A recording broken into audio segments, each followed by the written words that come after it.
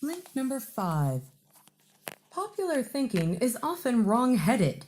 Disregard it if you want to get the best outcomes.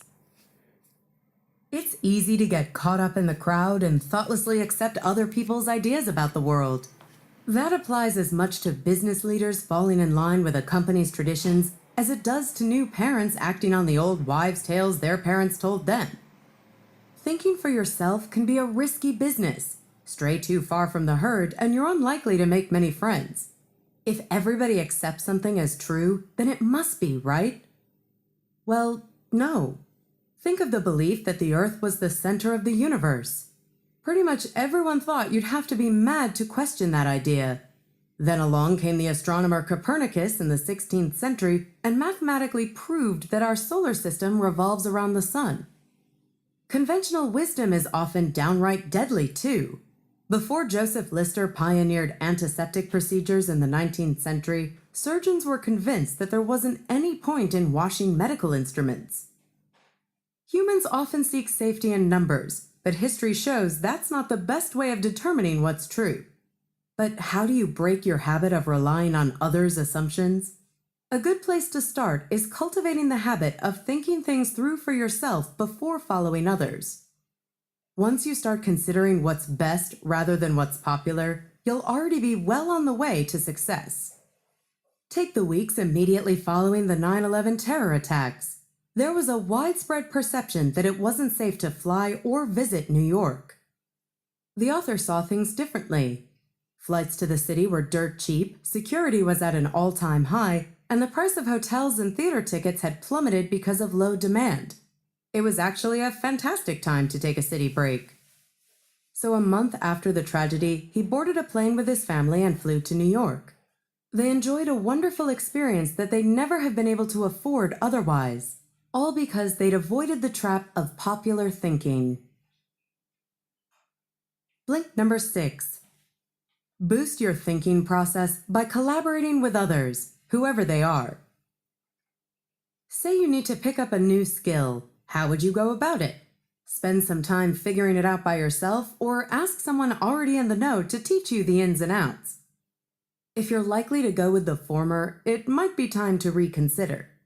Whether learning a new recipe, putting the finishing touches on that golf swing, or mastering a new piece of software, you've got a much better chance of getting the hang of things if you learn from someone with experience. Collaboration is the mother of innovation. Shared thinking trumps solo thinking every time. That might sound slightly counterintuitive. After all, brilliant thinkers are often depicted as brooding soloists going it alone. But that's not the case. Innovative breakthroughs rarely happen in a vacuum. More often than not, they're the result of people working together. Einstein often said that his achievements were founded in the labors of other men. Or think of the work of brilliant duos like scientists Pierre and Marie Curie, or musical wunderkinds Paul McCartney and John Lennon. When people combine their unique talents and ideas, the results can be incredible. But before you can start working with others, you need to adopt the right mindset. So what's that all about? Well, as the author of How to Become CEO, Jeffrey J. Fox, puts it, you have to be on constant high alert for good ideas, regardless of how likely or unlikely the source is. That means dropping prejudices and really listening to people. The next great idea might come from your taxi driver or your children. The point is that you'll never know unless you're receptive. Just as important is striving to adopt a mentality geared toward collaboration rather than competition. Cooperation happens when your aim is to complete the ideas of others, rather than one-up them. So next time you're in a meeting with colleagues, don't focus on selfishly getting ahead. Work toward achieving the team's goals. Thanks for listening to our blinks to How Successful People Think by John C. Maxwell. The book's main takeaway is that success is all about attitude. You've probably heard about the benefits of positive thinking, but there's more to it than that. Leading a happy, fulfilled life is about learning to think collaboratively and unselfishly. It's about asking what you can do for and with others rather than simply trying to get ahead yourself. That means opening your mind to creativity and avoiding following the crowd. Once you start doing that, you'll be mentally prepared for success. Want some more practical, actionable advice? Plan your life, not your day. Lots of people don't think further than the day ahead. They wake up and go through their mental checklists of what they have to get done that day. What they'll be doing a month or year from now rarely crosses their mind.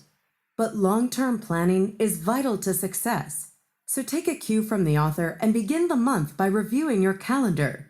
Think about what you want to accomplish over the next 30 days, what projects you want to complete, what your objectives are, and how much time to set aside for family and friends.